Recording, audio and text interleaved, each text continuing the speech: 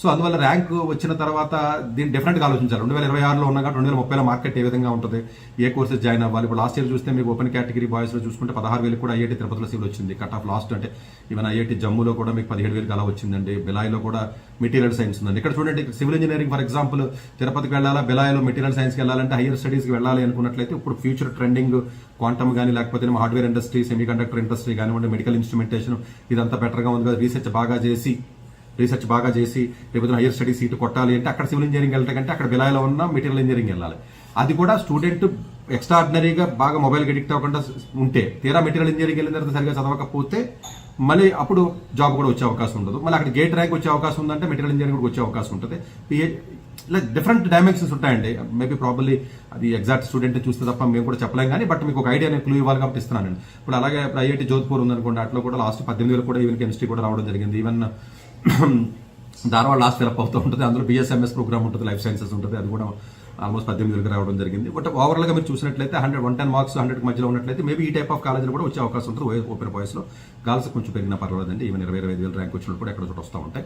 But కాకపోతే ఎన్ఐటీలో ఒక seat రావచ్చు, మీకు ఎంసెట్లో వదిలేయండి, అదంతా పనికిరాని కాలేజీలు. కానీ ఎన్ఐటీ ఒక ఏదైనా కాలేజీ ఒకటి వచ్చే అవకాశం ఉంటుందండి. ఐఐటి వచ్చే ఒకటి అవకాశం ఉంటుంది, త్రిపుల్ ఐటీ అవకాశం ఉంటుంది. అక్కడ కొంత స్టూడెంట్ క్యాపబిలిటీ కానీ, వాడి సిన్సియారిటీ కానీ, వాడి పాస్ట్ హిస్టరీ కానీ, వాడి మొబైల్ అడిక్షన్ అయ్యే విధానం కానీ, ఫ్యూచర్లో ఎలా చదువుతాడని గెస్ చేయడం కానివ్వండి, వాడు మ్యాథ్స్లో స్ట్రాంగ్గా ఉన్నాడు, ఫిజిక్స్లో స్ట్రాంగ్గా ఉన్నాడు అది తెలుసుకోవడం కానీ, వాడు ఇంట్రావర్ట్ ఎక్స్ట్రావర్ట్ తెలుసుకోవడం కానీ, ఫ్యూచర్ ఆస్పిరేషన్స్ కానీ, ఫైనాన్షియల్ కండిషన్స్ ఏ విధంగా ఉందో చూసుకోవడం కానీ, బ్యాకప్ ఆప్షన్స్, ఇదంతా చాలా పారామీటర్స్ ఉంటాయండి. చాలా పారామీటర్స్ ఉంటాయి. జీపీఏ వచ్చే అవకాశం ఉండదు. మీరు ఏదో కోర్స్కి వెళ్ళిపోయి జీపీఏ రాలేదనుకోండి, పని మళ్ళీ ఎవడో సీట్ ఇవ్వడం హైయర్ స్టడీస్.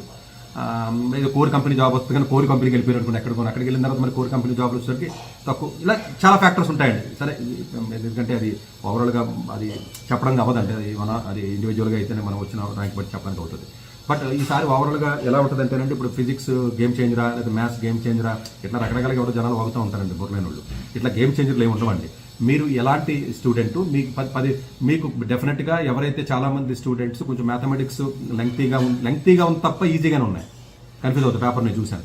ఫిజిక్స్ అట్లా కాదండి, కొంత కాన్సెప్చువల్గా ఉన్నాయి. సో ఓవరాల్గా చూస్తే మోడరేట్ టు డిఫికల్ట్ ఉంటుందని లాస్ట్ ఇయర్ పేపర్ ఏ విధంగా అయితే ఉందో కొంచెం దానికంటే కొంచెం డిఫికల్ట్గా ఉంది. బట్ మైనస్ మార్క్స్ పర్స్పెక్టివ్లో కొంచెం ఒక ఇబ్బంది ఉంది. అట్లాగే మార్క్ క్వశ్చన్స్ పెరగడం వల్ల ఒక రకమైనటువంటి ఇబ్బంది ఉంది. బట్ మ్యాచింగ్లో కొంచెం బెటర్గా మార్కులు వచ్చే అవకాశం ఉంటుంది. పేపర్ 1లో కింద ఆఫ్టర్నూన్ పాస్ సైజెస్లో కొంచెం బెటర్ మార్కులు వచ్చే అవకాశం ఉంటుంది. అందులో మైనస్ మార్కులు లేవు. బట్ ఓవరాల్గా చూసుకున్నట్లయితే 2.5 lakhs క్వాలిఫై అయినప్పటికీ 1.9తో వస్తారు. 1.8 వరకు కూడా నాకు తెలిసి అటెండెన్స్ వచ్చి ఉంటుంది. ప్రాబ్లీ నెంబర్స్ రిలీజ్ చేస్తారు రేపేనండో.